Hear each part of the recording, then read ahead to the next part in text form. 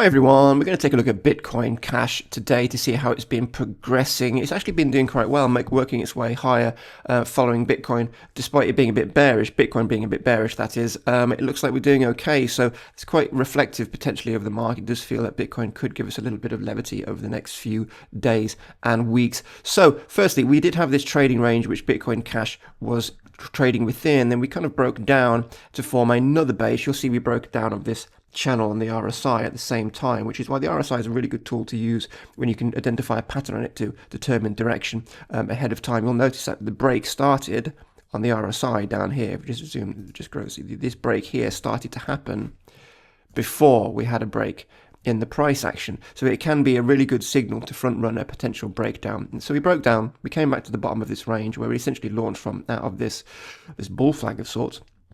And we formed a double bottom with a very clear definable higher low, and then moved immediately back into the pattern on the back of that to put in a higher high to the top of this range, which is great. And 630 is essentially, this low volume node here, which we want to be paying attention to. So there's whether we can get above there from now is a different conversation.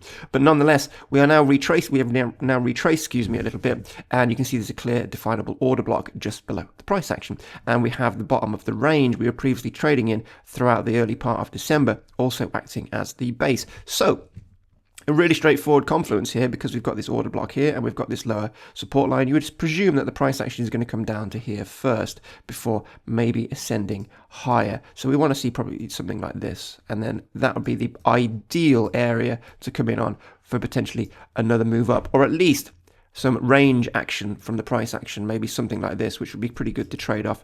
So this is the area you want to come in on. Now, why do you want to come in on here? Now, Bitcoin, regardless of what little progress it may be making over the next few days, still has a bearish slant all the way up to 110k for Bitcoin, right? So it's very important to recognize that we position ourselves. It's important to recognize that we have to position ourselves, in a manageable place when we come in for our entrances. So if we look to come in here, that's fine. That makes sense. We've had a bit of a 40% retrace on this move. That would make sense. But the market isn't quite there yet in terms of that bullish fervor. And you see this order block is quite representative of that. So if we do come back into this range, you have to ask yourself, well, where are the most buyers going to be? Are they going to be in the middle? Are they going to be at the top of the order block? Well, no, they're going to be essentially where the previous range support was. And that's ideally around 560, 558, where we want to be looking to come in for a long play here. And then if it does head down from here, you're going to be in a manageable position and potentially to renegotiate the position if it does head in the wrong direction. So we want to look for an entrance potentially around 558,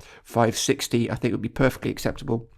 Very manageable area, and then look to maybe just trade this range. As you can see, the sellers are overhead, but they're starting essentially at about 660. So this range, I think, is pretty safe for some price action as long as Bitcoin plays along. But looking for an entrance down here would make perfect sense. But that's Bitcoin Cash USDT 6-hour chart.